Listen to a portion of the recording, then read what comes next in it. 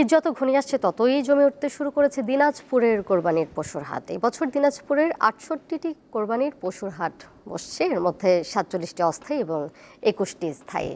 দিনাজপুরের চিরির বন্দরের কারেন্টের পশুর হাটের কেনা বেচার খবর জানাচ্ছেন সহকর্মী সুলতান মাহমুদ। ওয়ালটন বিএলডিসি ফ্যান, খরচ বাঁচে 65% পর্যন্ত। ওয়ালটন বিএলডিসি ফ্যান ছড়ায় স্বস্তির সবুজ হাওয়া। আমরা এখন দাঁড়িয়ে আছি দিনাজপুরের কারেন্টের পশুর হাটে। এখানে সকাল 10টা থেকেই পশুর হাটটি জমে উঠেছিল, অর্থাৎ দুপুর 4টা পর্যন্ত এই হাট কিন্তু জমজমাট অবস্থানে বেচাকিনি হয়।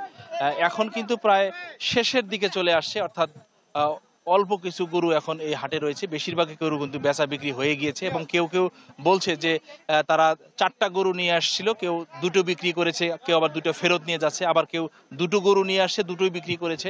তবে আজকের আমরা দেখেছি এই পশুর হাট ঘুরে যে সমস্ত গরুগুলো, প্রথমত দেশীয় গরুগুলো কিন্তু এই এলাকার মানুষের প্রথম, বা এই এলাকার যারা ক্রেতা রয়েছে তাদের পছন্দের প্রথম তালিকায় রয়েছে এবং তারা মোটামুটিভাবে ৬০,০০০ থেকে শুরু করে ১,২০,০০০ টাকা দামের গরুগুলো কিন্তু তাদের পছন্দের তালিকায় থাকে।